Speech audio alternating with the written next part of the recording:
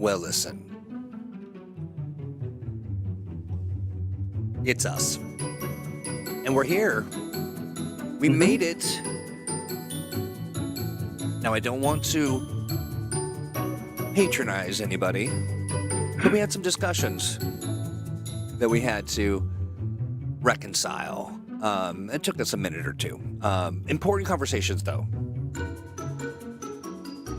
And ones that we believe people will really enjoy once we can actually tell you about them. As it stands, we can't say a word about it. But to assuage any of your concerns, we can tell you all about Steve Kenson. Hey, everybody. Hi, Steve. Hey, Troy. How was your Thanksgiving? It was really good. How about you? Mine too. Yeah, really, honestly, super low-key for Thanksgiving, which is a nice change of pace. It really is. It really is. And Alex will be here with us in shortly, we presume.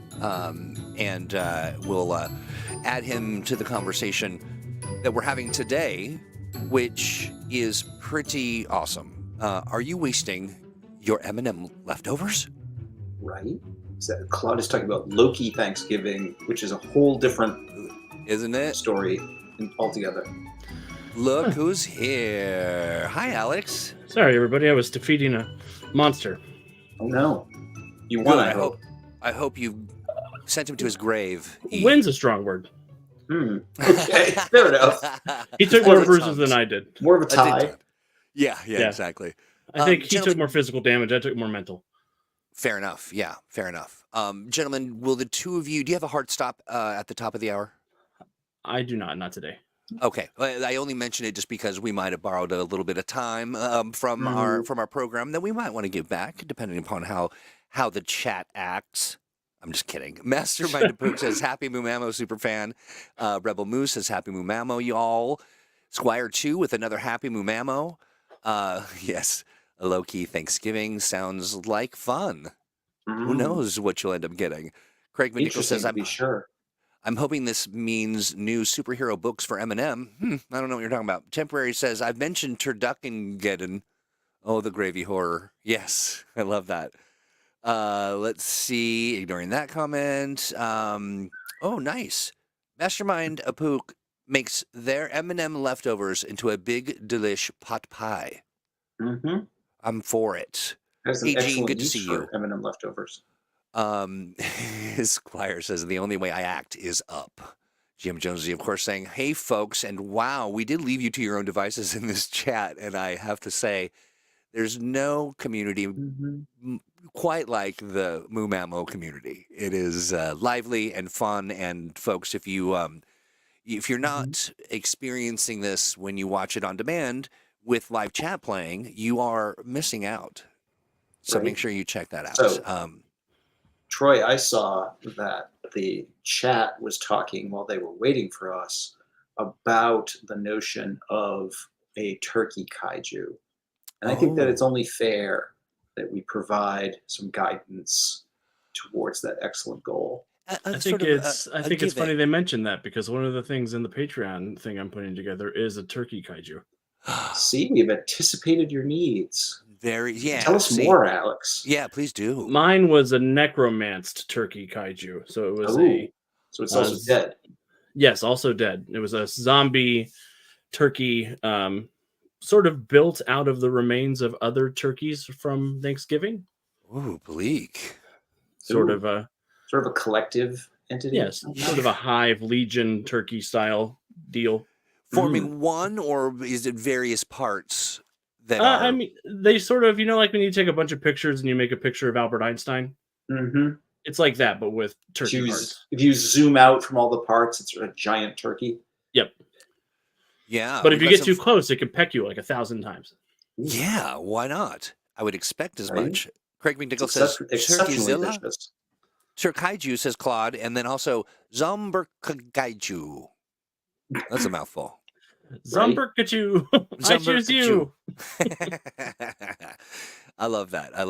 We were talking as well. I mean, is there anything you want to kind of share insights or let's say they're sitting at home, they're just they're beached on the couch, they just ate their 40th leftover, and they're thinking, how can I make this horror even more horrible? Even worse. Yeah. Do Yeah. you have some thoughts or advice for someone looking to inflict this on other people? Well, I think one of the things to start with is giving it a lot of ranks of innate protection and growth, just to simulate how big it is. Mhm. And one of the unique powers I gave it was damage aura. So if you get close to it, all of the little pieces of turkey will come out and bite you or peck you or scratch you or slap you with a wing or whatever's left over. Okay. Yeah, I was going to ask, are see- there any sides engaged in this horror? You know, if I was ordering an art order for this, I would request that the turkey pieces were mortared together with mashed potatoes. Oh, fair enough. Yes. I like See, it. I would think that, one of the great things with that option is you could, set up an unkillable monster that like breaks apart when the heroes defeat it, raining undead turkey carcasses all over the surrounding area. But For then the life of me, I thought turkeys could fly. then they start to pull back together, Oh, to it might take a while. reanimate But... the horror until the heroes have managed to eliminate whatever enchantment is animating it. I love that. 100%. I also love if they have to eat it. Like, that's the solution. Hey, you have to rally the townspeople to get together and just eat the whole thing down to nothing. Forks on your napkins. Right. Or Nate you could Robbins, build you're in some here. sort of complication where, like, it suffers extra degrees of damage if you say what you're grateful for before you attack it. Sure. Yeah. Sure. Maybe it gains power from rancorous Thanksgiving dinners with that uncle that won't stop, and the and the cousins that are fighting, and the. I love everything about that. That's great. And again, shout out to Nate. I see you there, friend. I was just about to come find you and make sure everything was all good, because when you're not around, we're unsettled.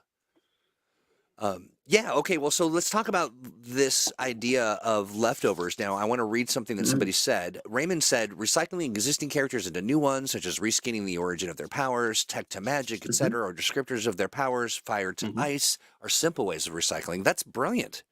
Yeah, absolutely. That is a great way to take one archetype and make as many characters as you want without having to do new math. Yep.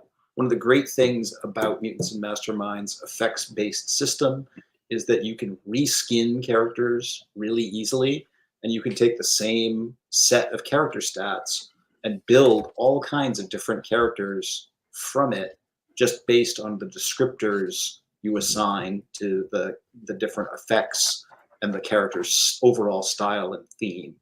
You can do a lot with that, and the players will never know. Right.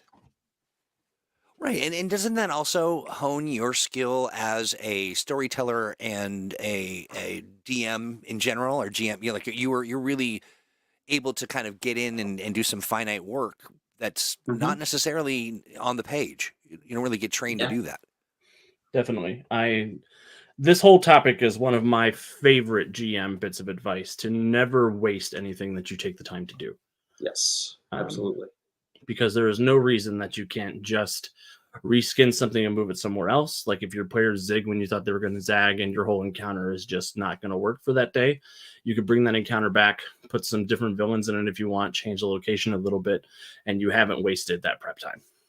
Yep, indeed. Yeah. And remember, anything that anything the players haven't experienced in game hasn't actually happened. So it may be old hat to you because you've designed it and put it all together. If the players bypassed it altogether, still hasn't happened. You're not technically recycling anything. Right. You're just recycling the effort you put into it. But the player, it's still going to be all new to them when it shows up in your game. Yeah, one of my biggest pieces of GM advice is nothing is true until the players see it, and even then, probably not. And even then, maybe not. And I suppose yeah, exactly. And I suppose it could be pretty easy for a GM to mistakenly go in a direction that is not necessarily canon yet.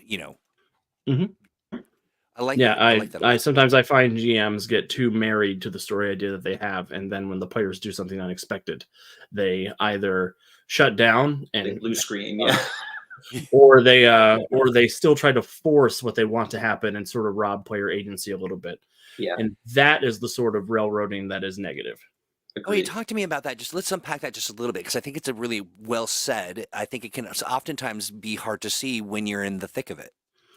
Yeah, Hmm. and I think that is what it is people are like, I don't know if I know how to improvise. I don't know if I can just go with what's happening. I had this plan, and now something has happened that makes that plan not valid. Yep. What do I do? And the answer is just follow your players. Hmm. Let them do most of the work for you. It'll make your life much better as a game master. Yep. Yeah, and Yep. I think too, Alex, to your point, the idea of flexing some of those muscles that allow you to identify those leftovers that you bookmark in your head and say, okay, this is that. I bet you end up with a nice repertoire of things like anything that they throw at you. You can be like, oh yeah, well you haven't met Hmm. this, Oh and yeah, I happen to have it Sure. because, it's something that I've either retooled or have in my arsenal. How do yeah. you carry your stuff around, Alex? I Sorry. have a Google Doc that is just all the ideas that either didn't make it into an adventure that I really liked, but I felt like didn't fit, or ideas that got missed if I'm running an ongoing campaign. And Yep. I'll just put them in there, and I'll label them with a specific kind of name, like ambush or something that's not specific to the actual scene I wrote, just so I know if this kind of situation comes up, I could just pull this text and doctor a little bit, and it'll be good to go. Hmm. Yeah, I I have think. Go a ahead, Steve. notes app that I've been putting stuff in for over a decade at this point, where I have different notes either for specific games or just specific sort of genres. Like I have Hmm. a superhero like note that if I just have a random superhero idea, I jot it down in there. And every once in a while, I just go through things, especially if I'm looking for ideas. I'll be like, I'm going to go back through my notes, and it just sometimes it'll be just an idea for character or an encounter or an adventure or a subplot or the like, and all that stuff is there. Just like my big fridge full of leftovers to choose from. Of what I want to make stuff from. Well, you know what's interesting about that? Both of you didn't mention a robust filing system, alphabetized, and alphanumerical organization. I mean, I that's I yeah, wish I was that organized, but Yeah. fair And enough. just honestly, I find that when you get into that much organization, you're mostly doing that for you and not for practicality. Yes, yeah, Like yeah. sometimes I do that to avoid doing any work because I'm like, I'm doing work. This is product. This is productive, probably. Are you right. calling me out here on the live stream, even, sir? I No, no, can't no. believe it. No, but I'm you're looking to right. see. I'm looking to see what I've got in my notes app right now. Yeah, Oh right. yeah, I've got Billy the Squid is a name that I've written Mhm. down in here as something to use eventually. That's good. evocative. Mystery Flesh Pit. Um, Right. Man with clay hand that can detach and scout for him. Transformer who's Ooh. anxious about transforming. Mhm. Uh, oh, that's gross. Let's see. I've got a I've flavor got text that says fingers explode out of hole in skin like Whitehead. ooh. Oh And yeah, Gloctopus. Gloctopus is the other Oh, thing I've got written Galactopus. down. I assume that's an octopus with lots of guns. Yes, yep. Gloctopus. I That love is that. yeah. What do you got, I Steve? love that. Let's see. I have Manosaur, the human dinosaur, um, and Drake Oh, that's Mallard, a duck crime investigator, Okay. um, and Flash Mob, super speed or duplication or both. mm, Um, I have a list of millennial or Gen Z code names like Yeet, Sus, Fail, and Collab. Would all be a bunch of young supers. mhm. That's great. I love that. So, and it just goes, like on and on.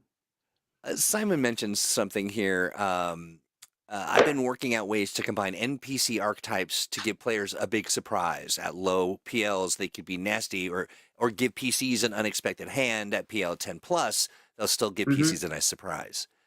Yeah. Yeah, Mhm. absolutely. Rebel Moose talks about using the Notes app on their phone to jot down ideas for characters when they come to them, but sometimes they don't put enough detail, right? Yeah, Uh, there's always the dreaded note that you put written down. Then later you're like, what was I thinking? like, I don't know what this means. Right. Yeah, Like, exactly. Yeah. more detail past me, The Admiral Colton sinus was kicking in, obviously, when I wrote right? that down.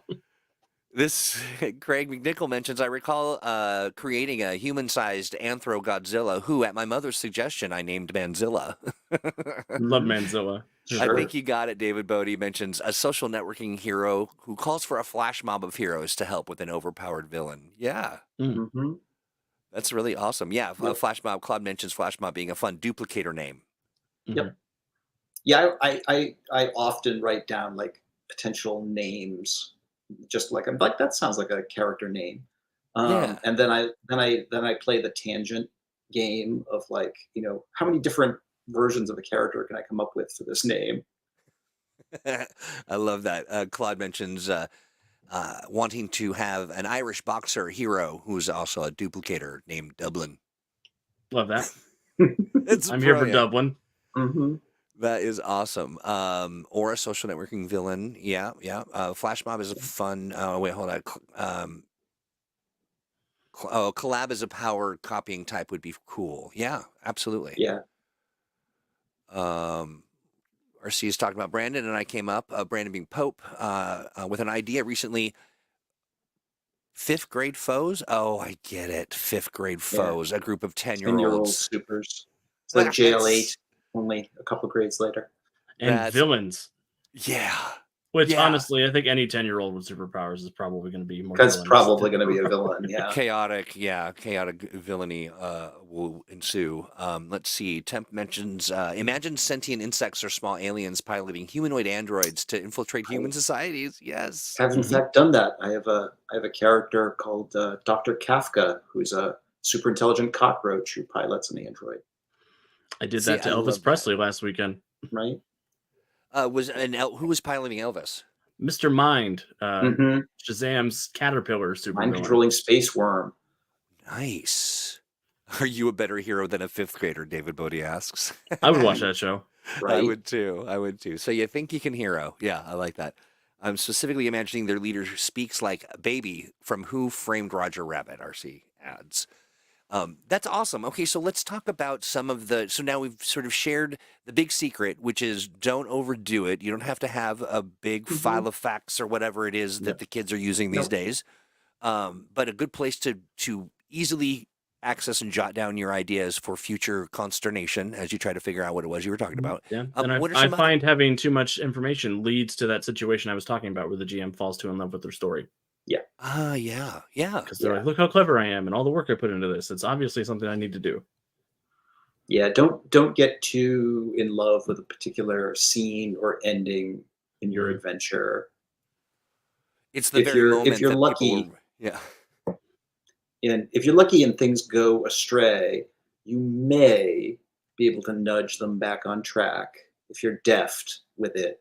Mhm. But sometimes you just have to give it up and go with the flow because that's not where things are happening. Isn't it also a risk that if you show any weakness, that the players will go, "Aha! I see what you're trying to do. I'm going to block that."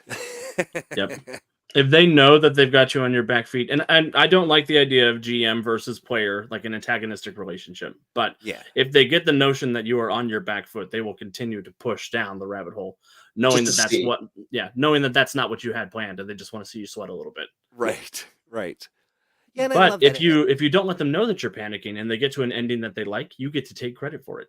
Right. Absolutely. Well, and ultimately you're a facilitator of that conversation and that fun. And Alex, I've seen you maneuver very deftly through the you have a very interesting, I don't want to call it a tell, but it's a moment where you acknowledge with sort of wry humor and sort of fun I want to say ribbing of yourself, kind of self-deprecating, that the players have messed something up for you in a big way, and they're really doing great. And it's a really fun interplay. That's the fun friction. The I'm going to ruin this for you because is probably not the best. But yeah, you master that. I think folks, if they want to get a master class on how to do that, keep an eye out.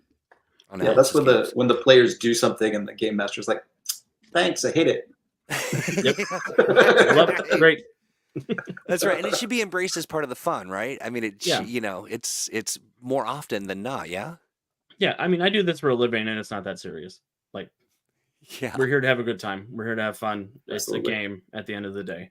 Point well made. Let's see. Looking here, no plan survives first contact with the players. That's right, Gerald. Nope. um, That's Tempo why I says- have just started showing up to convention games with just my synopsis and an opening scene and being like, okay, let's see where we go. Let's see what happens. But Yeah. let's be fair here. We're talking, that's some advanced level calculus. Yeah, I wouldn't recommend starting that way. I would recommend at least having some kind of plan. Yep. Yeah. But once you get into it, once you get used to it, if you have good enough storytelling instincts, you don't have to prepare as much. It's true. Yeah. Yeah. And one useful thing for Mutants Masterminds game masters is that archetypes are your friends. Mhm. You know, with all of the hero and villain and supporting cast stat blocks in the game, chances are you can pull out whatever you need at a moment's notice, and either go with it pretty much as is or reskin it to be what it is you need in that given scene. You know, apart from just honestly making up stats on the fly, which you can also do. Yeah, Eminem's very good for making up stats on the fly, for sure. So do you recommend any kind of mechanisms that folks would want to engage in that would help sort of smooth over any of the seams when they're kind of putting together their leftovers to a kind of coherent, as coherent as it can be, resource for themselves? Go ahead. I think one key thing is, although super games are full of tropes, that's just the nature of the genre. Yeah. Be careful about filing the serial numbers off of things. I have seen, and I've done it myself on plenty of occasions, where a borrowed concept is too obviously borrowed, and the players are like, "Oh, this is the plot of that episode of Buffy the Vampire Slayer," Right. right? And no, it's not. right? No, it's not. And that completely you'll either get two reactions: either the players will be super into it because they think that's awesome, or it just completely ruins it for them because they're like, "Oh, yeah, this is just leftover. It's just recycled. This isn't original. This isn't." Yeah, and that's important. Yeah, absolutely. And also so, just to acknowledge. Sorry, go ahead, Steve. I was going to say, take inspiration from lots of sources. Yes, yeah. But try, if nothing else, try mixing and matching a lot, and instead of taking one plot, say, I like this plot and I'm going to combine it with this one. And what if these two things were together? I have a question for the two of you in this vein, because I think it's an important outcropping of the leftovers scenario, and that is, how do you present, or I'll even say perform to a certain degree, the homage versus the I'm stealing outright? I think it depends on the obscurity of your reference. Okay. For sure. What do you mean by that? So if something is just something that you like that you're bringing to your players, they won't know that that's what you're doing. Like if it's something I'll pull some plots from old 1930s noir novels and things like that. Sure. Or plots from old country music songs that I turn into adventures. I love that. Things that I know my players don't know about. They don't tend to see the line. But if it's something that's very popular with you and your friend group, I think they will notice it. And it's up to you to come up with your twist, whether that is, I'm going to do this plot from this movie, but I'm going to swap the villain of this movie from a different one and put it in and see how that changes how the plot goes down. Right. If you want to do an episode of Buffy's plot, add the villain from an X-Files episode instead of one of Buffy's monsters, and see how that changes things, and do that little bit of fun, creative work beforehand. Right. So would you say that the difference between? So go ahead, Steve. Sorry. Well, I was going to say, if you're going to, the only place I think if you're gonna kind of make your sources obvious is if you want to subvert that particular plot, and you want your players to expect one thing, but you have something else prepared for them. I like it. I like that a lot. So it sounds to me, and maybe I'm oversimplifying, so correct me if I am, but that the Mm. difference between outright sort of theft of a notion and the paying the homage is the intention behind, like having Yes. intention when you incorporate these notions, and if someone should say, hey, this is that, you can go, it is, I love that, one of my favorites, and that changes the whole exchange, it feels like. It's what we call the distinction between homage and fromage. Hey, very nice. I like that. That's for a t-shirt, everybody. We'll be making actually those shortly. The Starhaven campaign I ran was based on the Operation Mindcrime album by Queensryche. I'm sorry, say that again. It was based on the album? Yeah, the Operation Mindcrime album, because that's a story album. Because it's a rock opera. That's brilliant. Yeah. So I love that. I pulled like some plot points from the songs and reshuffled them and introduced a bunch of superheroes to it, and that was a lot of fun. What a fascinating tool to get your, to a stage for you to, put your leftovers, and play them out. I mean, that's a really interesting idea, and not one that we've been doing this for some years now, and I've not heard utilizing, sort of an album or a track or, that's great. I love that. Yeah. Or you can be really intentional with, you can be really like, you can lampshade it really well. If you say, I'm running a Legends of Tomorrow episode with Elvis in it, they know what to expect sort of with that. They'll have expectations, and that gives you a chance to work with those expectations. I dig it. I'm mixing the Adam West Batman villains with the Beatles, and we're going to see what happens. I would love to see what would come out of sort of a B-52's album. I think that could be a lot of fun, and ridiculous, of course. Starring the villain Rock Lobster, obviously. Right? I was just exactly. I was just thinking that very same thing. Let's see. What have we got going on in the chat? Claude says, "Luckily, no one reads modern comics, so you can pull all your plots from them." Oh, my heart. Yeah. Let's see here. RC promising that he'll do his best to derail you, Alex, in the next actual play, so folks can see it live. That's so kind of you, RC. Thoughtful. Yeah. I mean, it doesn't hurt me. I'll be fine. Right, exactly. Because what does not kill you does make you stronger, as we have noticed. Let's see. I actually have my adventure notes from one of my adventures this weekend, and you'll notice it was. It automatically blurred that sensitive information. Right. How do I turn off blur? How do I turn off blur? Is it blur for us? From us? Background. It's background blur on my camera. Oh, gotcha. Yeah. No sweat. Virtual background. There we go. There you go. So it started off blank. I printed off like scene 1, scene 2, scene 3, and then the hour before the adventure started, I just hand wrote in a bunch of stuff. That's great. And as the game was going on, I put my notes in as we were going along. So you don't need much to get started. It's true. Mastermind Pook says, "This is not my beautiful plot. This is not my beautiful villain." I love that. The Bugaboos mixed with the Decepticons. Wow, Raymond, that's a deep cut. The Bugaboos, they're here and there and everywhere, right? Or this is Bugaloos, I'm thinking. Are you thinking, are those the same? Are the Bugaboos the Bugaloos? Inquiring minds want to know. David Bodie says, the main antagonist could be a band that somehow summons the topic of whatever song they sing. Yes, exactly. I love that. Dark Side of the Moon. Finally get your musical episode. It's the Bugaloos. The Bugaloos. Not the Boogaloos. That's a different set of jackasses. Reading some stuff here. Nate Robbins says, sounds like cheese. That is true. For cheese. Have servants from the Fate franchise imported into Mutants and Masterminds. Imagine Wolverine or Superman fight Berserker or Saber.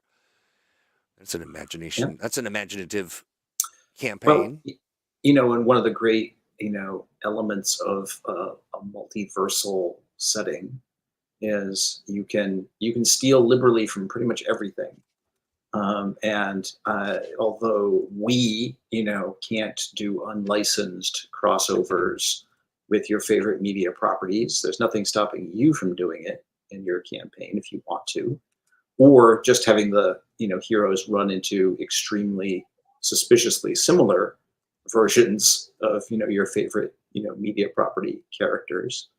Or at the same time, if you, speaking of leftovers, if you decide to take characters out of the Earth Prime setting because you want to make room for the player characters in a particular area. Mhm. Say you want them to be the heroes of Emerald City, and so you don't have the Sentinels around as characters. They can always be heroes from another universe, Mhm. and show up in a story that's a crossover if you need some NPC heroes. They're Yeah. out there and they're available. Very cool. Let's see. Looking at the chat, Claude sharing, my players caught it immediately when I tried to use the hash-slinging slasher as the villains. Yeah. I love Fate. Yeah, players of a certain age will definitely get that right away. Mm-hmm. Oh, wow. I do like his notion of telling the story of Shrek, but replacing Farquaad with Darth Vader, and I'm writing that down as something to maybe do something with. I did not realize or hadn't heard that Marty Krofft passed yesterday. Yeah, that's. I'm telling you, what is it, Krofft and Croft Superstars. Yeah, I will Sid tell you, Sid and Marty Krofft, the Krofft Sid and Marty brothers. Krofft. They were very formative in my Oh, childhood. me too. My God, I owe most of my childhood to the Krofft brothers. Absolutely. Yeah. So I'm sorry to hear that, but also just really appreciative of the work that they've done and how bizarre they've made me as an adult. Between Sid and Marty Krofft and Hanna-Barbera, it's pretty much my entire Hanna-Barbera, personality. absolutely. I'm just gonna write down the Marty Krofft Super Show and see if I can figure some things out about Troy. I recommend checking out Sigmund the Sea Monster for starters. Yes. Ooh, Sigmund the Sea Monster. I do as well. And I would also check out HR Puff and Stuff. Yes. Yeah. Is it real? Yes. Yeah. HR it really is. Puff and Stuff. Yeah, absolutely it is. Yeah. That whole slice of entertainment is rich with opportunities for TTRPG goodness. So folks have to keep us apprised if they decide to do anything. But it's good stuff. I don't know. I'm sure it's available somewhere, but I'd love to be able to see a high quality stuff, from that. But any resources, folks, of course, that are above board, do send a note to let's play at greenronin.com because I want to see it. Let's see. The Nasuverse has its own multiverse and alternate dimensions rivaling those in Marvel and DC. What's the Nasuverse? Sure. I'm not familiar. But HR Puff, there are is your lots friend of when things get rough. multiverses. That's it. Craig, you know.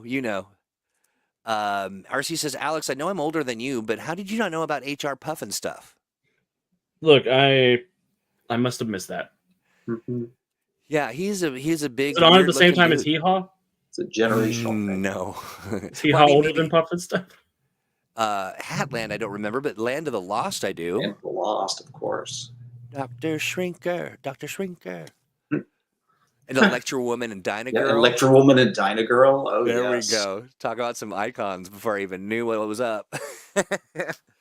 Let's see. And thank you for that information, Raymond. I do appreciate that, kind of sent us into nostalgia's zone, which is always a fun place to go. Yeah. Let's see. Okay, so here's some questions I have for you. When you are utilizing your leftovers and you've identified some resources, maybe you're doing this on the fly, maybe you're pulling a real Alex Thomas and you're just flying in there with your notes app and a dream, and you realize that the thing that you have already engaged with, the thing that's already in motion, is short for some reason, or it doesn't quite bridge a gap, or how do you do that sort of triage on the fly and not break out into a cold sweat and start to weep openly in front of players? I am a big fan of the Russian nesting doll ending. Okay, explain. So you have multiple states in the adventure that you're running that could be the end of the scenario. But if they get to this point at this certain time and there's like 30 minutes or an hour left, you go to the next ending. And if there's more, you go to the next ending. So sort of revealing, like, you get to the big fight and you fight the villain, you capture them, that's the end of it. Or you get to the big fight and you defeat the villain and the villain's like, haha, you've defeated me, but can you disarm all the bombs I've left around town before they go off? And that's the next ending state, or just so on and so forth down the line. Right. Yeah. Got you. Yeah, absolutely. Okay. And it's a lot of the, multiple cliffhanger endings, like Alex says, anytime it's the horror monster that resurrects itself. When you feel like you've won, and there's that long pause, and you're like, the movie's not over yet. Hmm. Something's going to happen. Where you can very easily, have, they've defeated the villain, but the fight has done something to the villain's sinister device, and now it's gone off. And Right. can they stop the doomsday device in time? And is that going to let the villain escape? And all of that sort of a thing. So yeah, it's just complicate things. Yeah, or the Absolutely. villain's capture was part of the villain's plan all along, or it was part Mhm. of another villain's plan as a distraction, or Yep. and you don't have to pre-prepare for them. You just make sure if you're making it up that it makes sense. Yeah, yeah. So Pretty are there much. some rules to follow to sort of on your own as you're adding elements, or you've created this sort of this cobbled together this delicious feast, a buffet, if you Well, will. it's Go it's for it. the improv rule basically of Mhm. yes, and basically don't contradict anything that's already happened unless you have a really, really clever explanation for why it was not what the characters thought it was. Mhm. um, and elaborate, basically add on to whatever that was. And beyond that, you can just make anything up that you want, because that's the great thing about superhero games. Yep. Is it could be anything. Like they defeat the villain, who was just this weird eccentric scientist, and then the big and you're like, oh, the ending's like, wait, too far off. And the characters, punch the villain out with one last hit, and his face comes off, and He's a oh, robot. he's an alien or a Mm, robot, and his Right. invasion fleet is on the way. yeah. Or versions of the heroes from the future show up before the final blow happens and say, "No, you can't knock him out; No, it'll ruin the future." And then they have to fight themselves. Or That's right? awesome. Yeah, S- you can do any of that stuff. So I wonder, a couple things struck me here, and as you know, we are afflicted by a live chat, and they're Mhm. often chatting, Yeah, indeed. as they are wont to do. I wonder if there is something in the future for us, a special event or something where the two of you throw out a challenge, create you have this library of songs, create an adventure based on this, or Mhm. Mm, here are three things pulled from our deck of weird stuff that out of our notes. Incorporate them into an adventure, and then let's meet up in 15 minutes, and then you can share it with the group, and sort of have a kind of sort of a Top Chef style Mhm. creation exercise stuff. Because I also imagine it's fun, and we have that would be fun. hilarious folks in chat, some too hilarious, and it would be, I think, a neat thing to kind of see how they might react to something like that. We'll Mm. do it beat Bobby Flay style, and Steve will give them something, and Steve will give me something, and we'll meet up and compare notes. That Right. actually is super fun. We could do that. All right, yeah, that's really fun. Chad, if that's something you might be interested in, make some noise. And if you're watching this on demand, and you're like, I want to do that. Why don't you post that on whatever you're watching, whether it's YouTube, Twitch, Mhm. um, LinkedIn, or you are watching on Facebook? Do me a favor and make sure you've liked the program, and make sure that you share a thought in the chat, and share with a friend. Say, hey, pal, you should watch this because it makes me a better human. And because it does, of course, and we know that about our impact on the community. But it is It's important. It true. helps us a great deal if you take some time. So like looking at it right now, we've got we've kind of bounced around. We've got quite a few people watching, and there are if you're watching over on Facebook right now, just give the stream a like, and we'll be able to see it in real time. We will. I don't know if you can, unless you're, watching on Facebook. But it helps us a great deal. It also, Mhm. we like to know you're there, and so interact and Much appreciated. engage. Yeah, we Mhm. really do appreciate it. It does help us continue to share the love and increase the spread, if you will, the spread of love. Eek. Claude says, do it as a variety show with some community members. That's what I hope. I think we do That'd it. be Maybe we find a special, kind of thing. Maybe we set a goal of some kind that allows us. Thank you for the likes on Facebook. I see that, friends. Really appreciate it. Well, Troy, we still need to do my 24-hour stream. So we really do. Alex has been threatening to do that for a while now. Maybe that's a fun component of it. We can kill probably a good 20 hours on that. That feels reckless. Well, fortunately, the good news is they're really, when it comes to creating content, that's not our, oh, hey, look at that, even more. Thank you, friends. I appreciate it. Nate Robbins, Sean Holland, Jacob Blackman, and John Boltana. Thanks, John. Nice to see you lurking over there and giving us the love. We do really appreciate it.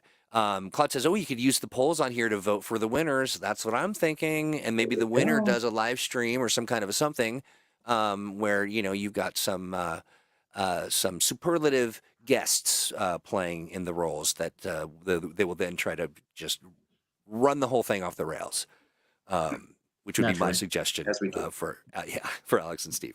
Okay. I'll be a player. I'll run it off the rails for the. That's what I'm saying, dude. That is exactly what I'm hoping for. I can't say that. I ran the game off the rails last weekend when I was playing.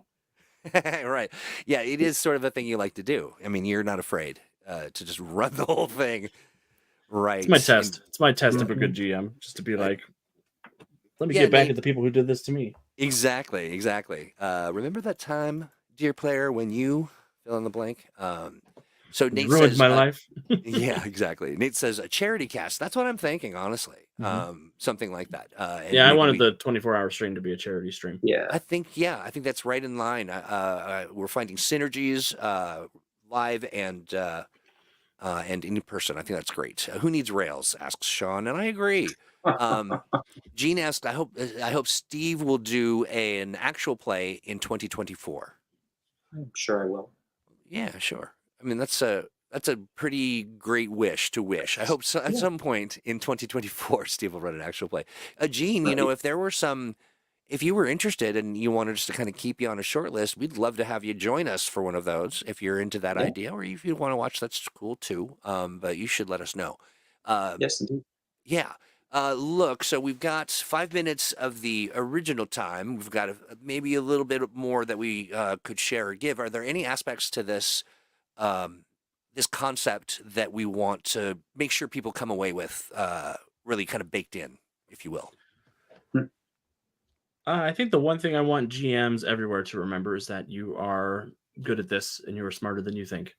And don't be afraid to follow a rabbit hole when it shows up. Yeah, I like that. Gosh darn it, people like you. Yeah, your players do like you. That's the other thing to remember is that everybody's there to have a good time and they don't want you to fail. RC asked me, did I get confirmation about the next actual play? I think you're talking about part 2. I've got a few announcements hanging out, waiting in the wings. Are we ready to roll into that aspect of the discussion? Well, let Steve answer first. Oh, please, sorry, Steve, go for it. Thank you. No, it's okay.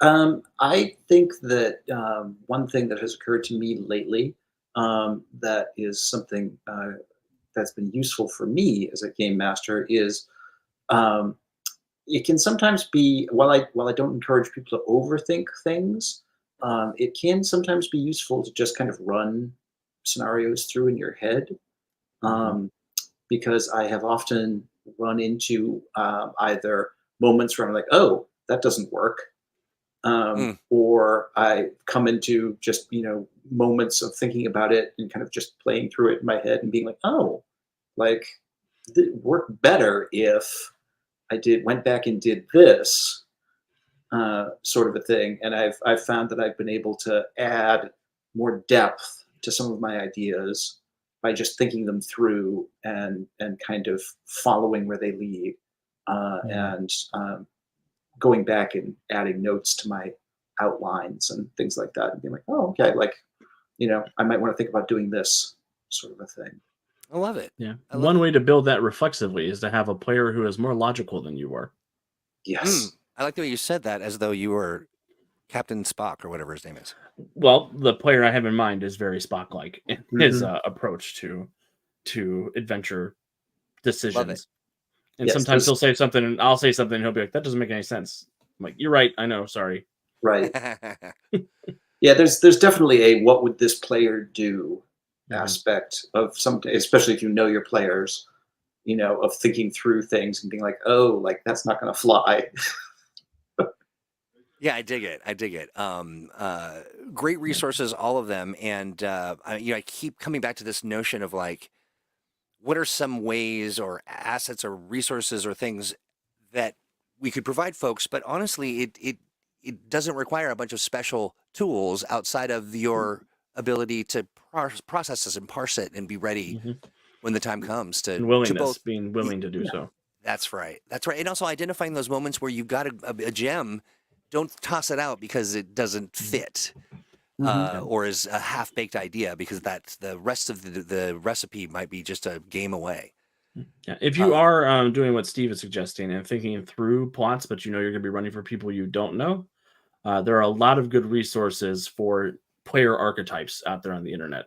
Mhm. So think okay. about how that archetype would respond to a certain thing. Like if somebody's an actor or uh, a loot goblin or a rules lawyer or a power Yep. gamer or a whatever the people who like to fight more than anything else. I don't remember what they're called off the top of my head, but Mhm. Murder hobos. Yeah, yeah, yeah, the PvP types. Yeah, yeah. yeah. But you can sort of prepare with those archetypes because people that you run into will generally resemble some of those, and you'll be able to pick Mhm. up on what they're in the game for pretty Yeah. quickly. Yeah. And even though you won't necessarily know the players, if you're running a pre-generated scenario and you have pre-generated characters, you'll have a slight advantage there because you will know who the characters are and what their capabilities are, Mhm. and you can tailor your adventure a certain amount to that Oh and yeah, what their complications are and things like that to bring into play because you'll at least know about that. I love it. Solid advice. Let's see what I've got here. 1 second. I'm uploading a video. We are working right now on the second half of Alex's. The name of it has escaped me in the The very Dragon three of seconds. Parkhurst Manor. Thank Mhm. you. That's right. When we last left our intrepid crew of kids with powers, and there was a dragon that was flying away, and somebody who was coming to fetch the kids, someone with great power and kind of a mysterious sort of entity and organization. We're looking for the headmistress. I mean, there's a lot of stuff going on here. And what do we say? We are tentatively looking at the 14th. Am I December right? 14th, Mhm. tentatively. That's right. So if you hear my voice, people like Nate and other folks who are on that in that, check your Patreon messages. Mhm. Um, Apologies for not using your name right when I sent it the first time. But it is, I think it's going to be a lot of fun, and we're looking forward to putting a cap on that. And then, do we have any other actual plays coming up in the near future as far as Mutants and Masterminds go? Well, let's talk after the program about I have a date in Mhm. mind for something. We could schedule some Ooh, things. I like it. Fantastic. We're also this weekend, the Saturday on the 2nd. Alex is going to be running our very first um, actual play where he will be the virtual GM. He'll be hanging out Mhm. on a computer screen in one of our friendly local game stores, and it's going to be at around the table in Linwood, Washington. And we've already Mhm. got a crew of folks. Alex is going to bring some himself, his digital, in all his digital glory. We're going to have some prizes. It's a great venue. The ownership up there is just fantastic. They're very much looking forward to this, and it'll be a lot of fun. And it'll be quite a Saturday to either watch, and if you're Mm. hanging out in Washington State, come on by the store. Come by. Yeah, Mhm. come by and just buy them out. That'd be great. If we went there and Yeah, they just every product they had just vanished in a pile of money, that would be it'd be what's up. fantastic. 'Tis Wish the I could be there in season. person. Yeah, and I think that what we do is we just continue to do this and get better at it, and it becomes such a big ticket thing that we have to fly you out. Right. We'll get you a Exactly. nice silver pen. You can be signing everybody's backs and foreheads and body parts, and it'll be like a rock star venue kind of thing. You look dubious. Well, my filter caught something that I shouldn't say on the internet. Yeah, I know. Mine as well. That's still working. Does it rhyme with back? Let's see here. I mean, with a different vowel. The comment I was going to make was some people I could sign Alex, some people I could sign Alexander, depending on endowments. Fair enough. How much real estate you get to work with? Yikes. Yes. Well, here's the other thing that's going on, and you may not be aware, but we are in peak sales season. And folks may be saying, "Hey, where's the Black Fridays and where's the Cyber Mondays?" Cyber Mondays. Well, we got you. We're doing more than just a Black Friday, more than just a whatever Dirty Monday. We are doing we're doing every sale that we've ever had right now. Not a Dirty Monday. Dirty Monday. Yeah. Just another Dirty Monday. Oh. Listen. Up to 50 to 70% off of things. There's we've got Mutants and Masterminds on sale, PDFs.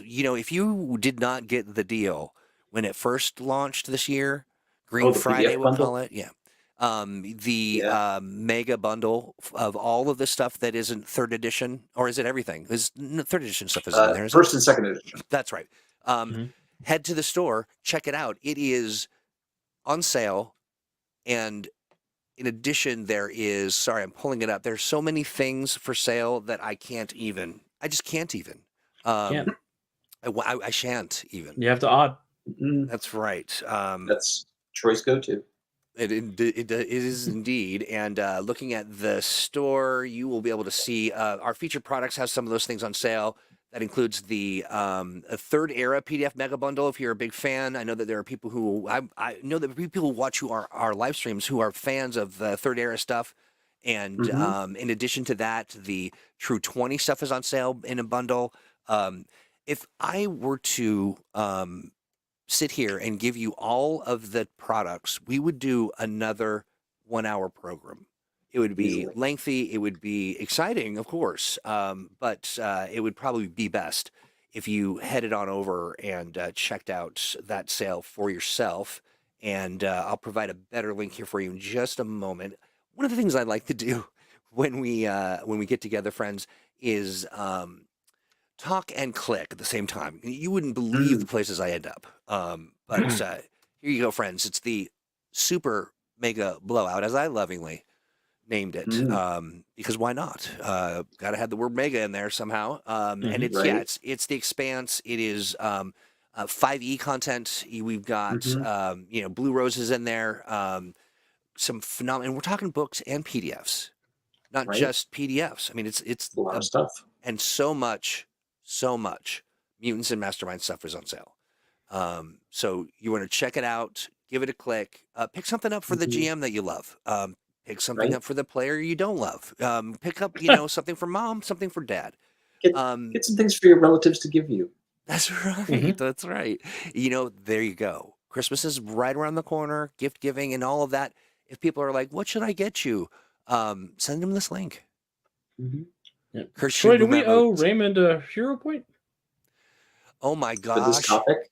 Raymond, was this your topic?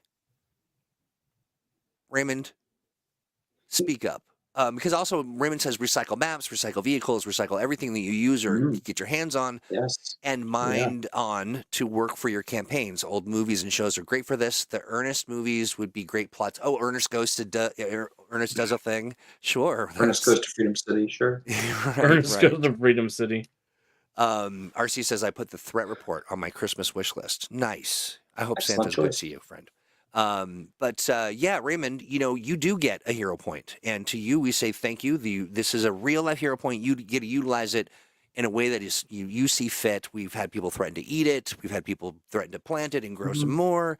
I don't know how it all works out, but we love to hear how it turns out for you. So let us know. And thank you, Raymond, very much for the topic idea. And of course, as we say often, it was part of our planning episode, which I really love. It's an activity we do with everybody.